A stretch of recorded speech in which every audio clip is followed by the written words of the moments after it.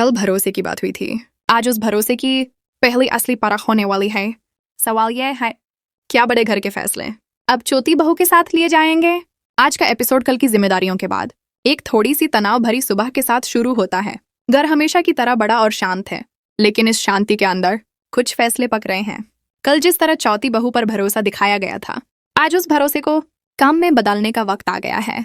चौथी बहू अपनी जिम्मेदारी निभा रही है, लेकिन आज उसके कदम थोड़े संभाल कर उठ रहे हैं। न घबराहट, न शोर, सिर्फ एक खामोश तैयारी।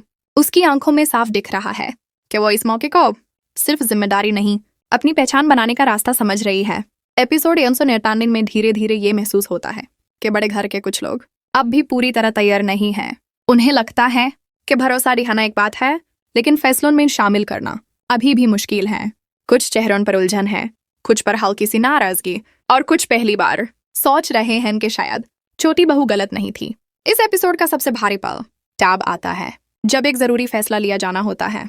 सबकी नजर छोटी बहू पर जाती है, लेकिन फैसला लेने से पहले कुछ लोग फिर से रुक जाते हैं।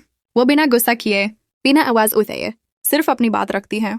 उसकी बात में जिद नहीं, सिर्फ सच और समझ होती है।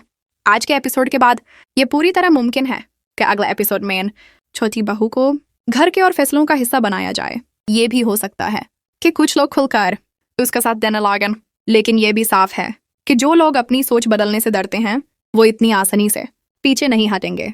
और ये बिल्कुल नहीं होगा कि चौथी बहू इस प्रेशर में आकर अपना सब्र खो दे।